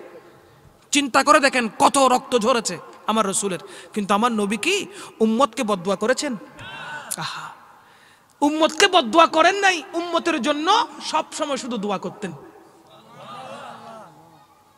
জিন জাতি এসেছে মক্কাতুল মুকাররমার মধ্যে হুজুর পাক সাল্লাল্লাহু আলাইহি ওয়া সাল্লামের যেখানে জন্মস্থান রয়েছে, যারা গিয়েছেন হয়তো দেখেছেন, জন্মস্থান যেখানে রয়েছে এটার পরে ওটা পার করে যেতে হয় একটা মসজিদে জিন রয়েছে, মসজিদে জিন। ওই মসজিদের জিনের মধ্যে আমার রসুল তায়েফ থেকে যখন সেখানে এসে অবস্থান করছিলেন, ওই মসজিদের জিনের মধ্যে তায়েফ থেকে কিছু জিন চলে এসেছেন, জিনের সর্দার সহ এসে আমার নবীকে বলছেন, ইয়া রাসূলুল্লাহ, এইভাবে কষ্ট সহ্য করা কোনো নবীকে তো দেখি নাই। কারণ জিনদের হায়াত অনেক বেশি হয়, মানুষের হায়াত কম কিন্তু জিনের হায়াত বেশি হয়। এক একজন জিন 5000 বছর পর্যন্ত বাঁচে। তারা বালেক হয় কয় বছরে জানেন? 500 বছরে। কয় বছরে? তাদের যখন 500 বছর হয় তখন তারা বালেক হয়। এক একটা জিন 2000, 3000, 4000, 5000, 6000, 7000 পর্যন্ত বাঁচে। আল্লাহু আকবার বলেন না। ওই জিনের সর্দার তার গোটা গোত্রকে নিয়ে মসজিদে জিনের মধ্যে আমার নবীর সাথে দেখা করতে আসলেন। আমার নবীকে বলছেন, ইয়া রাসূলুল্লাহ, এইভাবে কষ্ট সহ্য করার মতো নবী আমরা ইতিপূর্বে আগে কোনো নবীকে দেখি নাই। ইয়া রাসূলুল্লাহ, তায়েফের জমিনে আপনি রসুলকে পাথরের আঘাত সহ্য করতে হয়েছে, পাথরের উপর পাথর খেয়েছেন, পাথরের উপর পাথরের আঘাত সহ্য করেছেন। ওগো প্রাণের রসুল, ওগো রসুল, যারা আপনাকে পাথর নিক্ষেপ করেছেন, যেই জায়গা থেকে পাথর নিক্ষেপ করা হয়েছে ওই জায়গার হাতের ডানে এবং বামে দুনো জায়গায় পাহাড় রয়েছে। কি রয়েছে? পাহাড়। ওই পাহাড়ের মাঝখানে আপনি গিয়েছেন, আপনাকে আঘাত করেছে, তারা এখনো ওখানে আছে। আপনি যদি একটু এখন বলেন ওই দুইটা পাহাড়কে লাগাই দিব, দুইটা পাহাড় যদি লেগে যায় মাঝখানে যা আছে পাউডার হয়ে যাবে না? বলেন না। আমার নবীকে এসে বলতেছেন, আপনি শুধু একটু ইশারা করেন, সবাইকে মেরে ফেলবো। আমার নবী বলে, আহা, আমার উম্মতগুলো আমাকে চিনে নাই, চিনলে পাথর মারতো না, চিনলে আমি রসুলকে মোহাব্বত করত। কত বড় রহমতুল্লিল আলামিন। দেখেন, এখন তো আমাদের গায়ে, আমাদের টিনের উপরে বা ছাদের উপরে বা আমাদের গ্লাসে একটা ছোট্ট পাথর পড়লে আমরা পাগল হয়ে যাই, ঠিক না? পাথর মারছে কে, আঘাত করছে কে, সাহস কার, তখন আমরা একদম তার উপর চটে বসি, তাকে মারার জন্য হুমকি দেই। কথা বলেন, ঠিক না? ধৈর্য ধারণ করেন, ইন্নাল্লাহা মা'আস সাবিরিন। যারা ধৈর্য ধারণ করে তাদের সাথে আমার আল্লাহ থাকে। বলেন না সুবহানাল্লাহ। একটু ধৈর্য ধারণ করবেন। বাবারে, পেপার পত্রিকা পড়লে বড় কষ্ট লাগে, বড় আঘাত লাগে, বড় দুঃখ লাগে। এই কিছুদিন আগের কথা, আপনাদের এখানে জমি চাষ করে না? বলেন না। জমি চাষ করে, ধান উঠে, বিভিন্ন রকমের ক্ষেত খামারের জন্য কত কিছুর চাষ হয়। এভাবে চাষবাস করতে গেলে একজনের জমির সাথে আরেকজনের জমি হালকা 19-20 হতে পারে, হয়ে যায়। সব মানুষ তো আর ফেরেশতা না যে একদম কড়াই গন্ডাই হিসাব করে সব ঠিকঠাক ভাবে থাকবে, ওরকম তো করার কোনো সুযোগ নাই। মাশাআল্লাহ, নারায়ে তাকবীর। মুহাম্মদ ওয়া আলা আলিহি সাইয়্যিদ। অনেক সময় দেখা যাচ্ছে, পেপার পত্রিকায় পেলাম, বীজ বপন করতে গিয়ে একজন অপরজনের সাথে, কৃষক একটার সাথে আরেকটা ঝগড়া লেগে গেছে। ঝগড়া লাগার পরে একজন অপরজন থেকে বৈঠকের মাধ্যমে, বিচারের মাধ্যমে ক্ষমা টমা চেয়ে ফেলেছে, সব ঠিক আছে, ওকে। বীজ রোপণ করার সময় ঝগড়া হয়েছে, মাফও চেয়ে ফেলেছে, সব ওকে হয়ে গেছে। কিন্তু যখন ফসল সোনালী বরণ ধারণ করেছে, ফসল যখন উদিত হয়েছে, যখন ধান পেকে গেছে, যখন ধান কাটা হবে, ওই ধানগুলো একদিকে যখন জমানো হয়েছে রাতের আঁধারে গিয়ে, যেই মানুষটার সাথে ঝগড়া লেগেছে সেই গোটা ফসলগুলো সব আগুন লাগিয়ে জ্বালিয়ে দিয়েছে। নাউজুবিল্লাহ বলবেন না? যে গোলাতে ধান ছিল পুরা গোলা পুড়িয়ে দিয়েছে। আহা, তো সমাধান হলো কোথায়? হাসাদ, হিংসা অন্তরের মধ্যে যখন থেকে গেল, সেই অন্তরের মধ্যে হিংসাটা তুষের আগুনের মতো জ্বলেছে। ওই তুষের আগুনটা তার গোটা পরিবারটাকে বরবাদ করে দিয়েছে। নাউজুবিল্লাহ বলেন না? হিংসাকে পরিত্যাগ করতে হবে। দুনিয়াতে চলাফেরার দিক থেকে অনেক সময় মতের অমিল থাকতে পারে, মতের অমিল হতে পারে, তাই বলে হিংসা রাখবো এটা হতে পারে না। মতের অমিল হওয়া মানে হিংসা করা নয়। আমি এক মত পোষণ করছি, আপনি আর এক মত পোষণ করবেন, আপনার ব্যক্তিগত ব্যাপার। না হলে মাযহাব চারটা হতো না। মতগুলো যদি এক হতো, মাযহাব চারটা হতো না। মতের অমিল হবে তাই বলে কি ভাইয়ের সাথে ভাই তলোয়ার ধরতে পারবো? তাই বলে কি অস্ত্রের সামনে দিয়ে একজনকে গুলি দিয়ে উড়াই দিতে পারবো? কথাগুলো বলে বলে অন্তরে আঘাত করতে পারবো না। জারহুল কালামে আসাদ্দু মিন জারহিস সিহাম। তীরের আঘাতের চাইতেও কথার আঘাতটা খুব মারাত্মক, ঠিক কিনা? সুতরাং এমনভাবে আমরা একে অপরের সাথে মোহাব্বতের সাথে মিশবো। আল্লাহর রাসূল পাক সাল্লাল্লাহু আলাইহি ওয়াসাল্লাম যেমনভাবে মিশতে বলেছেন, যে ভালোবাসা আদান প্রদান করতে বলেছেন, আমরা ওইভাবে এক ভাই অপর ভাইকে, মুসলমান ভাই ভাইয়ে ভালোবাসার আদান প্রদান করব ইনশাআল্লাহ। বলেন না? ঘৃণা ছড়াবো না, ভালোবাসা ছড়াবো, ভালোবাসা প্রচার করব, মোহাব্বত ছড়াবো। এটার থেকে ফায়দা কি হবে? আল্লাহ সুবহানাহু ওয়া তাআলা ওই বান্দার উপরে রহমত নাজিল করবেন। আর একটু জোরে বলেন না? আমি বলতে চেয়েছিলাম আল্লাহ সুবহানাহু ওয়া তাআলা এই দুনিয়ার জমিনের মধ্যে দুনিয়া লাভের জন্য আমাদেরকে পাঠান নাই। দুনিয়ার লোভে পড়ে দুনিয়া লাভের জন্য, নারী বাড়ি গাড়ির জন্য আমাদেরকে পাঠান নাই। আল্লাহ সুবহানাহু ওয়া তাআলা যে জন্যে আমাদেরকে পাঠিয়েছেন সেটাই আমাদের লক্ষ্য উদ্দেশ্য থাকতে হবে। এমন কোনো কাজ আমরা করব না যে কাজ করলে শয়তান খুশি হয়, আল্লাহ নারাজ হয়ে যায়। আল্লাহকে রাজি করার জন্য অকপটে নিজেকে সঁপে দেবেন, কোনো কিছু বাকি রাখবেন না। আল্লাহ তুমি কোন কাজ করলে রাজি, কি করলে রাজি, আল্লাহ সে কাজ করার আমাদের প্রত্যেককে তৌফিক দান করুন। আজকে হচ্ছে বছরের শুরু তারিখ, বছরের শুরু 1 তারিখ, 1 জানুয়ারি 2023। 2022কে রেখে 23-এ পদার্পণ করেছি। বড় দুঃখ লাগে, গতকালকে আমি অনেক দূর সফর করেছিলাম টেকনাফে। টেকনাফ থেকে যখন আসছিলাম, আমার মাহফিল শেষ হয়েছে মনে 12:30টার দিকে, যখন আসছিলাম মোড়ে মোড়ে বাবা বাবা, কতক্ষণ ব্যান্ড শুনি, কতক্ষণ ডিজে শুনি, কতক্ষণ আতশবাজি এত জোরে ফুটাইছে, মনে হচ্ছে যেন বর্তমানে আবার 1971 সালের যুদ্ধ শুরু হয়ে গেছে। 2022টাকে বিদায় দিচ্ছি মুসলমান কান্ট্রিতে, মুসলমান সমাজে থেকে, মুসলিম পরিবারে জন্মগ্রহণ করে খ্রিস্টানদের কালচার গ্রহণ করে, ঠিক কিনা? আল্লাহকে কি জবাব দিব বাবা? আল্লাহ কি কালকের ব্যবহারে খুশি হয়েছেন? গতকাল আমি তাদের জন্য দোয়া করেছি, বিশেষ করে আমাদের উলামায়ে আহলে সুন্নাহ যারা গতকালকে বেশি বেশি অনুষ্ঠান রেখেছেন, মাহফিল রেখেছেন, প্রোগ্রাম রেখেছেন, আমি তাদেরকে বেশি দোয়া করেছি। কেন?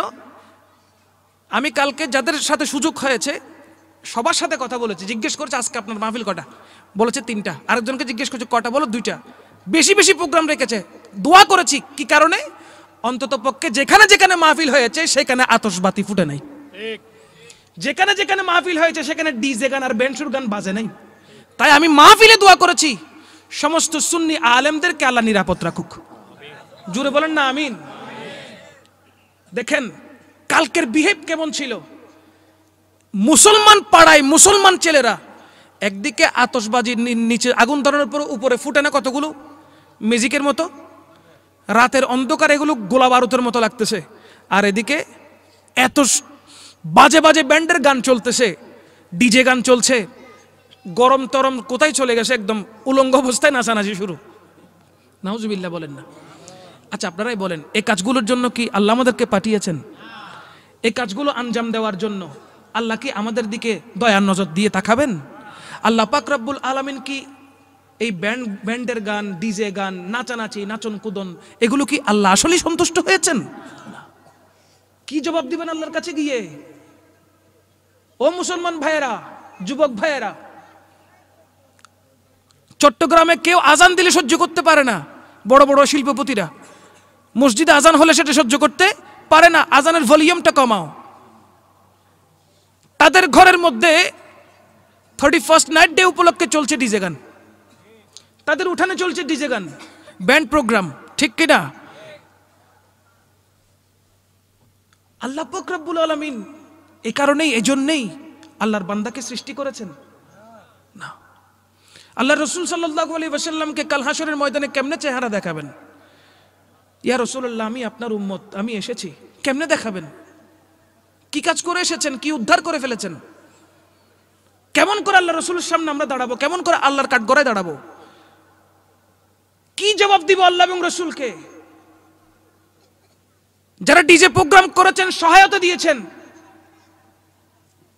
যারা ডিজে প্রোগ্রাম করেছেন, যারা সহায়তা দিয়েছেন, যারা বাজে মন্তব্য করেছেন, যারা এই বাজে মন্তব্যগুলোর জন্য টাকা পয়সা দিয়ে সহায়তা দিয়েছেন, সবাই কাল হাসরের ময়দানে বেজে যাবে, ঠিক কিনা?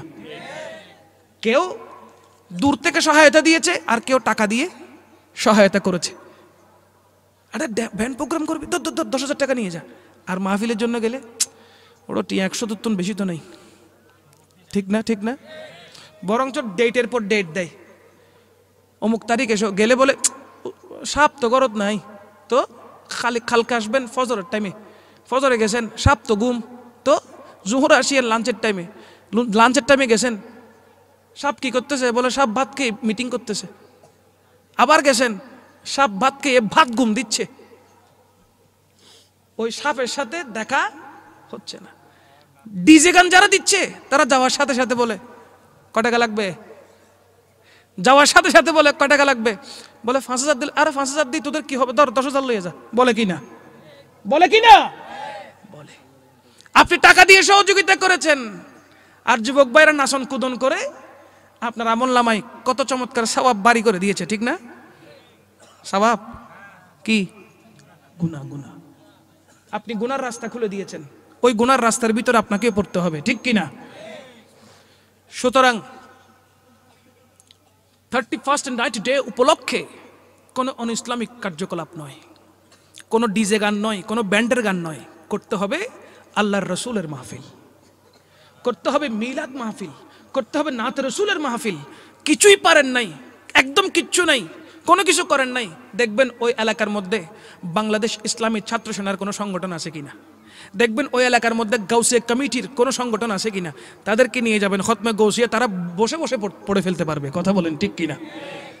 একদম টাকা নেই, উঠাইতে পারতেছেন না, নাচ করতে পারতেছেন না, মাহফিল করতে পারতেছেন না, মিলাদ করতে পারতেছেন না, কিন্তু আপনার এলাকায় ডিজে গান করার জন্য কিছু মানুষ উৎসুক হয়ে গেছে। তাদেরকে বাধা দেওয়ার জন্য আপনি সহায়তা নেন গাউসিয়া কমিটির, মাহফিল কমিটির পক্ষ থেকে, গাউসিয়া কমিটির ভাইদের পক্ষ থেকে গিয়ে তাদের থেকে সহায়তা নেন। ছাত্র সেনার ভাইদের কাছে গিয়ে সহায়তা নেন, দেখবেন তারা এসে ওগুলো বন্ধ করে মিলাদ জারি করে দিয়েছে। কথা বলেন ঠিক কিনা? আল্লাহ পাক রব্বুল আলামিন আমাদেরকে দিন মাযহাব মিল্লাতের খাদেম হিসেবে কবুল করুক, এবং আমরা যেন আল্লাহ রসুলকে রাজি করাতে পারি। আল্লাহ পাক আমাদেরকে ওইভাবে ওই পথে চলার আমাদেরকে তৌফিক দান করুক। ইনকি এত সুতা না না না, আর কোন যে যে দর্শ না তো রিকোয়েস্ট দিও ইন আর 2 ঘন্টা লাগবে মারতে। আর আজি মাহফিলের প্রধান বক্তা আগে দে এই সুন্দর না কমিটির পক্ষ তো আল্লাহ হুজুর খুব বড় টানিল না, দেখো পরিবর্তন কোনো কথা নাই। আল্লাহ হুজুর তো কইলনি হাম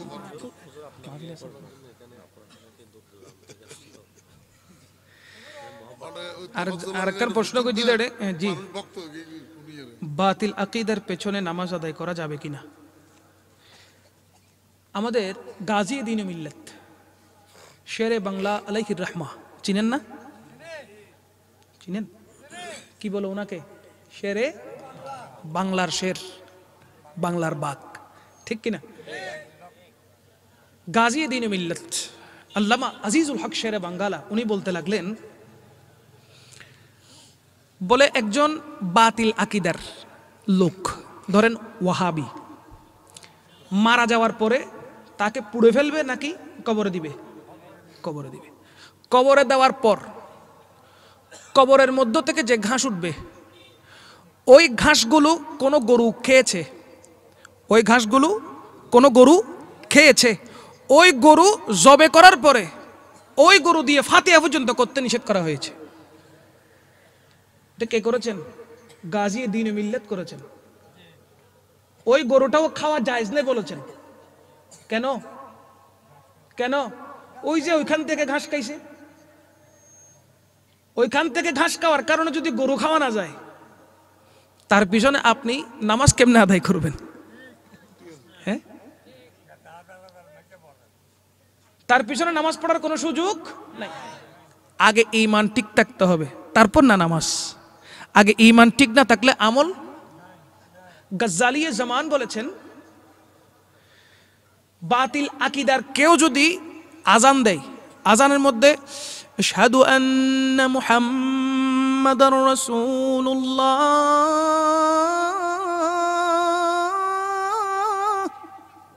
আছে না নাই? এই যে আজান, আজানের মধ্যে আমার রসুলের নাম এসেছে, বলা হচ্ছে যদি বাতিল আকিদার কোন মুয়াজ্জিন আজান দেয়, সেই আজানের মধ্যে আমার নবীর নাম আসলে তুমি ঠোঁটে আর চোখে মালিশ করিও না। গজ্জালিয়ে জামান বলছেন, ঠোঁটে আর চোখে লাগাইও না। কেন? তার ভিতরে নবীর কপটতা আছে, মোহাব্বত নেই। আর কোন সুন্নি মুয়াজ্জিন গলা সুন্দর না থাকুক, সে যদি আশহাদু আন্না মুহাম্মাদুর রাসূলুল্লাহ বলে দিয়েছে, সাথে সাথে আপনার বৃদ্ধাঙ্গুল দিয়ে ঠোঁটে এবং চোখে মালিশ করেন। হযরতে আবু বকর সিদ্দিক রাদিয়াল্লাহু তাআলা আনহুর সুন্নত আদায় হয়ে যাবে, বাবা আদমের সুন্নত আদায় হয়ে যাবে। সুতরাং পথের মধ্যে যাচ্ছেন, রাস্তায় সফর করছেন, নামাজ যদি পড়ার সুযোগ হয় অবশ্যই নামাজ পড়তে পারবেন। এমনি তো মুসাফির মানুষ আপনি, মসজিদের পাশে মসজিদ পেলে অবশ্যই সেখানে গিয়ে মুসাফিরের নামাজ আদায় করবেন। জোহর হলে 2 রাকাত, 4 রাকাত ফরজের জায়গায় কয় রাকাত পড়বেন? 2 রাকাত মুসাফিরের নামাজ পড়বেন। আপনার জন্য জামাত ধরা শর্ত নয়। বাতিল আকিদার পিছনে, বাতিল আকিদার মানুষ যদি ইমামতি করে অবশ্যই তার পিছনে নামাজ পড়বেন না। সুন্নি আকিদার মানুষেরা বাতিলের পিছনে নয়, সুন্নির পিছনে নামাজ পড়ে ঈমানের স্বাদ পায়, ঠিক কিনা? যাই হোক, আল্লাহ পাক রব্বুল আলামিন আজকের এই নুরানি মজলিসকে কবুল করুক, আমিন বলেন। সমস্ত আশিক রাসূলদেরকে, নবী প্রেমিকদেরকে আল্লাহ সুবহানাহু ওয়া তাআলা এমন ভাবে কবুল করুক যেভাবে আল্লাহর হাবিব সাল্লাল্লাহু আলাইহি ওয়াসাল্লামের সাহাবায়ে কেরামদেরকে নবী প্রেমিক হিসেবে কবুল করেছেন, সেইভাবে আমাদেরকে আল্লাহ কবুল করুক, আমিন। এখানে আসলে অনেক লম্বা একটা লিস্ট দিয়েছেন, আমি এত লম্বা লিস্টে যেতে পারবো না, এত লম্বা পরিবেশনও করতে পারবো না, কারণ আমার অলরেডি সময় 2 ঘন্টা পার হয়ে গেছে। আমার হুজুরও চলে এসেছেন আজকের মাহফিলের যিনি মীরে মজলিস, আজকের মাকে ফজলে সে হাম पर মারে বা টাল। সুতরাং একটা পড়ছি আলা হযরতের কালাম।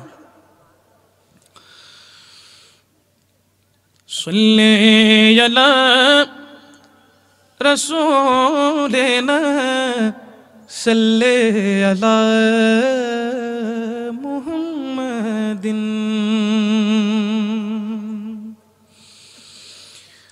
अर्श हक है मसनदे रिफाअत रसूलुल्लाह की, अर्श हक है मसनदे रिफाअत रसूलुल्लाह की, अर्श हक है मसनदे रिफाअत रसूलुल्लाह की, देखनी है हश्र में इज्जत रसूलुल्लाह की, देखनी है हश्र में इज्जत रसूलुल्लाह की। ला व रब्बिल अर्श जिसको जो मिला उनसे मिला, ला व रब्बिल अर्श जिसको जो मिला उनसे मिला, बटती है कौनैन में, बटती है कौनैन में नेमत रसूलुल्लाह की, बटती है कौनैन में नेमत रसूलुल्लाह की। अहले सुन्नत का है बेड़ा पार अस्हाबे हुजूर, अहले सुन्नत का है बेड़ा पार अस्हाबे हुजूर, नज्म है और नाव है इतरत रसूलुल्लाह की, नज्म है और नाव है इतरत रसूलुल्लाह की। अर्श हक है मसनदे रिफअत रसूलुल्लाह की, तुझसे और जन्नत से क्या मतलब वहां भी दूर हो, सुभान अल्लाह बोलबेन ना। तुझसे और जन्नत से क्या मतलब वहां भी दूर हो, हम रसूलुल्लाह के जन्नत रसूलुल्लाह की, हम रसूलुल्लाह के जन्नत रसूलुल्लाह की। देखनी है हश्र में, देखनी है हश्र में इज्जत रसूलुल्लाह की। ऐ रज़ा खुद साहिबे कुरआन है, मद्दाहे हुजूर, ऐ रज़ा खुद साहिबे कुरआन है, मद्दाहे हुजूर, तुझसे कब मुमकिन है फिर मिदहत रसूलुल्लाह की, तुझसे कब मुमकिन है फिर मिदहत रसूलुल्लाह की। देखनी है हश्र में इज्जत रसूलुल्लाह की। জোরে হন না সুবহানাল্লাহ। আর একটু মোহাব্বতে আপনাদেরকে একটি দাওয়াত দিয়ে যাই। আবার না অনেক দূরে থেকে আসছে তো মানুষ আপনার দিয়ে শোনার জন্য। 7 জানুয়ারি 2023 খ্রিস্টাব্দ শনিবার সকাল 9টা থেকে ঐতিহাসিক গুলিস্তান চত্বর ঢাকায় সোহরাওয়ার্দীতে চেঞ্জ হয়েছে, আচ্ছা, ঢাকা সোহরাওয়ার্দীতে আমাদের বাংলাদেশ ইসলামী ফ্রন্টের ব্যবস্থাপনায় মহা সমাবেশ অনুষ্ঠিত হতে যাচ্ছে। আপনাদের সকলকে উক্ত অনুষ্ঠানে যাওয়ার জন্য বিনীতভাবে অনুরোধ করছি। যাবেন তো ইনশাআল্লাহ। এবং কর্ণফুলী উপজেলা থেকে আলহামদুলিল্লাহ গাড়ির ব্যবস্থা রয়েছে, সবাই সেখানে যাবেন, আমরাও সেখানে যাব। সকাল 7টা থেকে নাত রসুলের মাহফিল হবে, সকাল 7টা থেকে নাত রসুলের মাহফিল হবেন এবং আমাদের উলামায়ে আহলে সুন্নাহ সকলেই আলহামদুলিল্লাহ সেখানে উপস্থিত থাকবেন। আমাদের দাবিগুলো খুব সহজ না, আবার মানতে গেলে অতি কঠিনও না। আলহামদুলিল্লাহ বলেন না। অবহেলিত সুফিবাদী জনতার অধিকার আদায়। আলহামদুলিল্লাহ বলবেন না? দুর্নীতি, সন্ত্রাস ও জঙ্গিবাদ মুক্ত সমাজ প্রতিষ্ঠার লক্ষ্যেই এই সমাবেশ। আলহামদুলিল্লাহ বলেন। কার্যকর স্বাধীন নির্বাচন কমিশন প্রতিষ্ঠা, দ্রব্যমূল্যের ঊর্ধ্বগতি রোধ করে সহনীয় রাখার জন্য আমাদের এই মহাসমাবেশ। আলহামদুলিল্লাহ বলেন না? এবং জাতীয় শিক্ষাক্রমে ধর্মীয় শিক্ষা সংকোচন নীতির প্রতিবাদে আমাদের এই মহাসম্মেলন। আল্লাহ পাক রব্বুল ইজ্জত আমাদের এই সম্মেলনকে বাইজ্জত কামিয়াবি নসিব করুক, শানদার কামিয়াবি নসিব করুক। সকল ধর্মপ্রাণ মুসলমানেরা সেই সমাবেশে যেন সশরীরে গিয়ে অংশগ্রহণ করতে পারে। আল্লাহ পাক সকলকে তৌফিক দান করুক, আল্লাহ পাক যাওয়ার তৌফিক দান করুক এবং সফলতার সাথে সমাবেশ শেষ করে আবার সহি সালামতে আপন আপন গৃহে ওয়াপস যেন আমরা আসতে পারি, ফিরে আসতে পারি। আল্লাহ আমাদেরকে তৌফিক দান করুক। জোরে বলেন না আমিন। لم يأتي نذيرك في نذر، لم يأتي نذيرك في نذر، مثل تو نہ شد پیدا جانا جگرا جے کو تاج تورے سر سو ہے، تجھ کو شہ دوسرا جانا یا رسول। দুই হাত উপরে তুলেন সবাই। বিবল মাশাআল্লাহ ইয়া রাসূল ইয়া হাবিবাল্লাহ ইয়া। হাত তুলেন না, শীত লাগে। দুই হাত তুলে হাতকে নেড়ে নেড়ে মোহাব্বতে ইয়া রাসূলুল্লাহ ইয়া।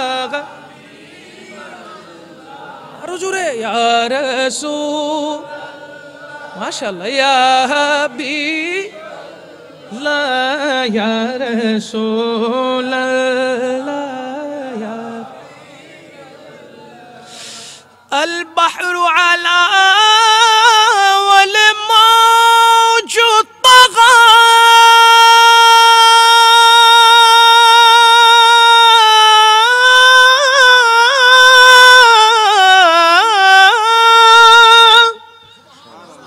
मन बेकस तूफा होश रुबा, मन बेकस तूफा होश रुबा,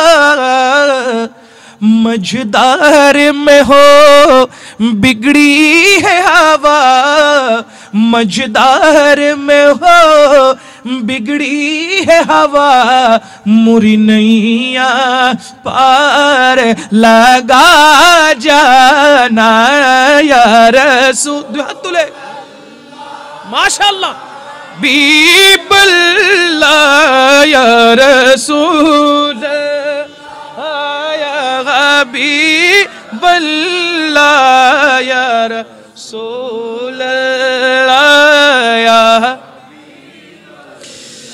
या शम्सु नज़रते इला लैली,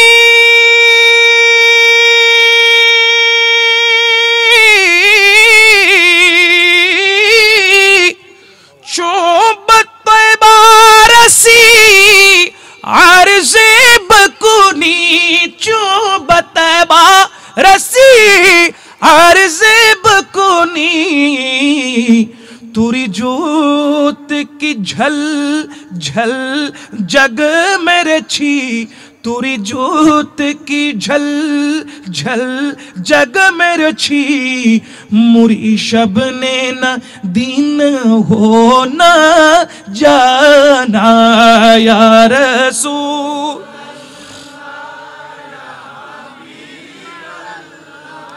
या रसूल ला या रसूल या लका बदरुन फिल वजहिल आजमल खत हाला मग जुल्फ अब्र अजल खत हाला मह जुल्फ अब्र अजल तुरी चंदन चंदर पर कुंडल तुरी चंदन चंदर पर कुंडल रहमत की भरन बरसा जाना या रसूल आया हाँ या रसूल अल्लाह बस खामाए खामे नवाए रज़ा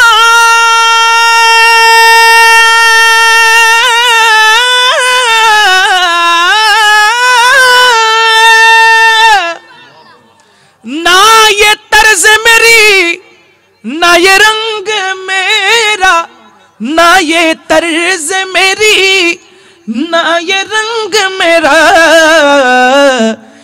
इरशाद अहिब्बा नातिक था इरशाद अहिब्बा नातिक था नाचार सरा पड़ा जाना लम याति नज़ीरू का फी नज़रिन मिसले तुन शुद्ध पैदा जाना जगराज को ताज तुरे सरसो है तुझको शहे दो सरा जाना।